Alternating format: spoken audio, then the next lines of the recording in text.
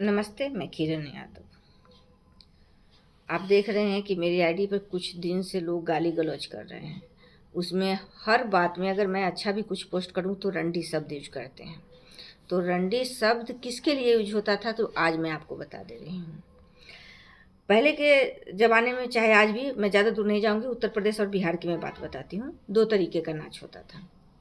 एक विदेशिया लौंडा नाच, जिसमें लड़का साड़ी पहन करके नाचता था। और दूसरा ये कि जो आप देख रहे होंगे कि मुगलों के ज़माने से होते आ रहा है कि मुगल अपने दरबार में कुछ औरतों के, कुछ जाति की औरतें जा कर के नाचती थी। सबसे ज़्यादा तो राजपूत ब्राह्मण की औरतें ही वहाँ जाती थी नाचने के लिए, बेटियाँ तो नाचती थी। तो उसको मुगलों ने नाम दिया था रंडी, रंडी का नाच। तो नचवा करके, मुजरा करवा करके सुनता था और पैसा लुटाता था वो सब पर। तो वो प्रथा के वो लोग आज तक चलाते आया। ये लोग आज, जैसे कि आप देख रहे होंगे कि बिहार के पूरा ऑर्केस्ट्रा, चाहे भोजपुरी फिल्म में जितना भी ये नाचने वाला लौंडा सब है, वो सब नचवाता है। तो नचवाता है, चाहे भोजपुरी फिल्म है तो सब में तो आप देखते हैं कि जितना भी अश्लील गाना उना सब तो भोजपुरी फिल्म से शुरू हुआ है और सब उसमें नाचती है। तो नाचने वाली 99% लड़कियां इन लोगों की है, ठाकुर और ब्राह्मणों की।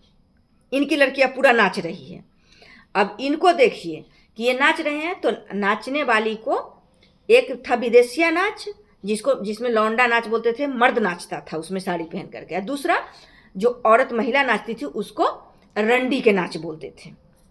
तो आम भाषा में यही महिला को नीचा दिखाने के लिए लोग, जो अच्छा घरेलू महिला है, उनको गाली उली कोई गुस्सा में देता था तो उसके लिए आज भी लोग रंडी शब्द यूज करता है कि तू रंडी है, नाचने वाली है। जो वो नाच रही है ऑर्केस्ट्रा में, वो रंडी शब्द है। वो उसका नाम मतलब कि रंडी शब्द से ही यूज किया जाता है, जिसको हम आम भाषा में किसी भी नॉर्मल महिला को गाली लोग देता है नीचा दिखाने के लिए। तो वो जो जितना भी ऑर्केस्ट्रा में नाचने वाली है भोजपुरी फिल्म में, तो आप पूरा सर्च कर लीजिएगा कि किसकी बेटी है। और मैं तो खुलेआम कह रही हूँ कि ब्राह्मण और ठाकुर की बेटी 99% है। 1% कोई और होगा दूसरा, नहीं तो 99% ए है नाचने के लिए। अब पिछड़ा दलित जो है, इसके पास में मतलब 100, 200, 500 रुपए भी नहीं छोड़ना चाहता है। ऐसे इसके पास में हर संसाधन पर कब्जा है, जड़ जंगल जमीन, यहाँ तक कि कोर्ट कचहरी, थाना, पुलिस, सरकार, इस सब पर इसका कब्जा है। लेकिन पिछड़ा दलित जो मजदूरी करते हैं वो भी ये ऑर्केस्ट्रा के जरिए, बेटी के जरिए ले लेता है। तो वो अपना बेटी के जरिए ले लेता है। लेकिन इनको देखिए, ये दिन भर मजदूरी करेगा, सर पे ईंट बालू सीमेंट ढोएगा और रात में जीन्स पैंट पहन लेगा और जा करके, ये मुआ भी कम थोड़ी है, जाएगा और ऐसे कहेगा, नोट नमंडी के लेबू की 1000 के, देखावा जवानी रस गाड़ के, और पैसा लुटा देगा सारा वहीं। फिर सवेरे हुआ, बुढ़िया बिस्तर सैंटा, चल दिया ईटा बालू ढोए। तो ये मुआ भी कोई कम नहीं है। वो तो अपना बेटी के नचवा करके भी जो पैसा है इनके पास में 1500, वो भी ले लेता है ऑर्केस्ट्रा के जरिए, और ये भी अपना जाके लुटा देता है।